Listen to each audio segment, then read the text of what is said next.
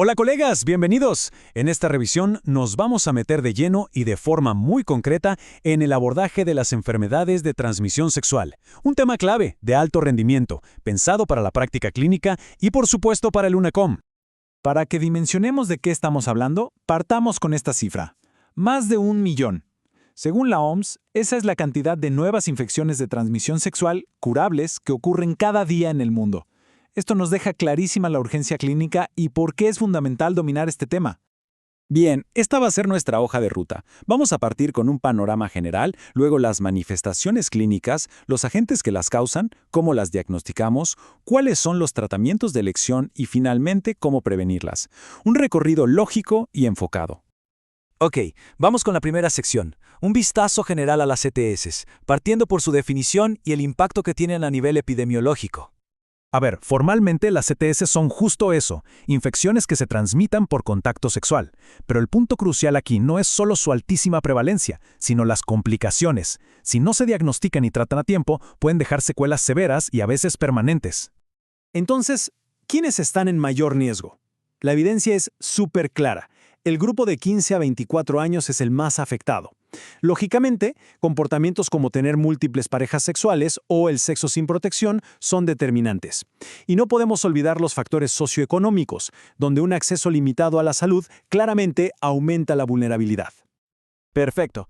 Ahora, veamos cómo se traduce esto en la consulta. Sección 2. Las manifestaciones clínicas clave. Es decir, cómo pasamos de un síntoma a una sospecha diagnóstica fundada.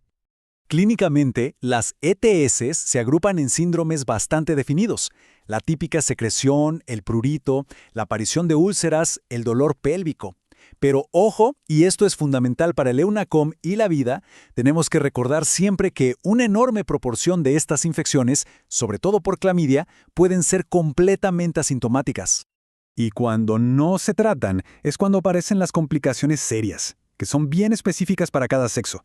En mujeres, la enfermedad inflamatoria pélvica, la EIP, es una de las más temidas. Puede terminar en infertilidad, embarazo ectópico o dolor pélvico crónico. En hombres, cuadros como la epididimitis o la prostatitis también son un riesgo para la fertilidad.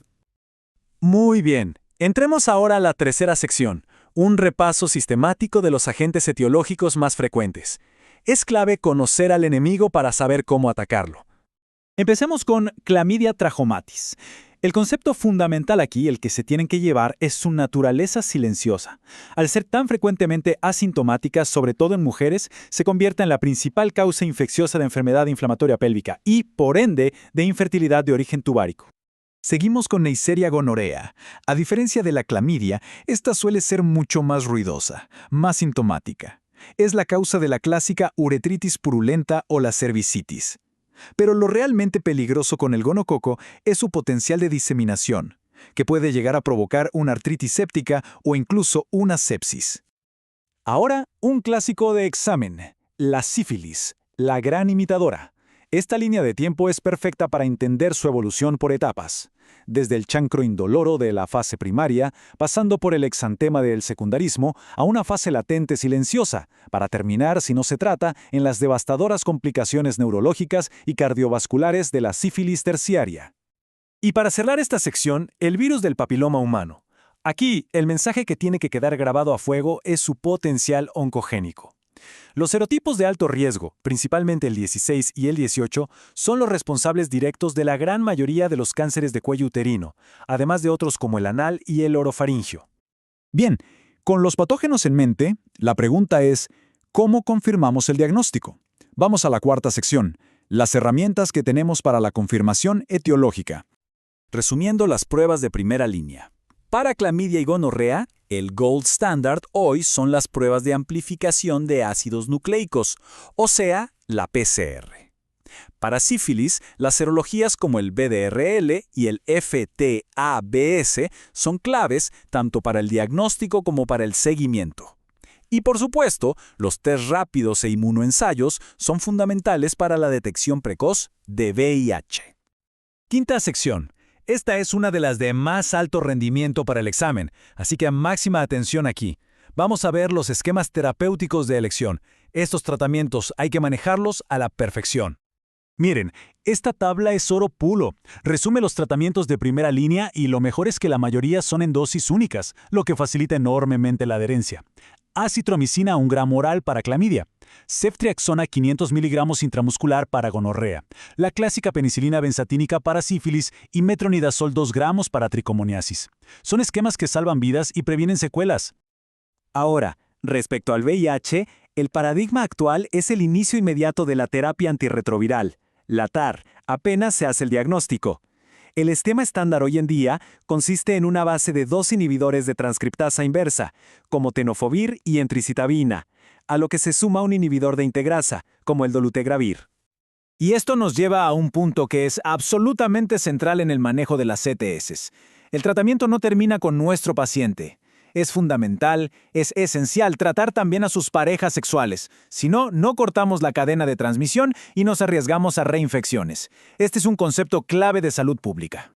Con eso en mente, llegamos a nuestra última sección, prevención y manejo integral. Porque nuestro rol como médicos va mucho pero mucho más allá de simplemente prescribir un fármaco. La prevención se apoya en varios pilares. La base, por supuesto, es la educación sobre el uso correcto del preservativo. Luego, la vacunación contra el VPH y la hepatitis B, que ha sido un cambio de juego. El tamizaje activo en poblaciones de riesgo es clave, al igual que estrategias más nuevas como la PrEP y la PEP para el VIH. Y es vital saber diferenciar estos dos conceptos. La PrEP, o profilaxis preexposición, es el uso diario de antirretrovirales en personas de alto riesgo para prevenir la infección, antes de que ocurra la exposición. En cambio, la PEP, o postexposición, es un tratamiento de emergencia de 28 días que se inicia después de una posible exposición, idealmente antes de las 72 horas, para evitar que el virus se establezca. Una consideración especial siempre es el embarazo. El tamizaje prenatal para sífilis, VIH y otras ETS es una de las intervenciones más costo-efectivas que existen en salud pública. ¿Por qué? Porque previene la transmisión vertical y las consecuencias a veces catastróficas para el recién nacido. Y para terminar, les dejo esta pregunta a modo de reflexión. Ya revisamos el diagnóstico y el tratamiento del paciente individual, pero nuestro verdadero impacto como médicos está en la salud pública. Entonces, ¿cómo podemos desde nuestra práctica diaria contribuir a la prevención comunitaria y al control de estas infecciones? Una reflexión importante para el médico integral que todos aspiramos a ser.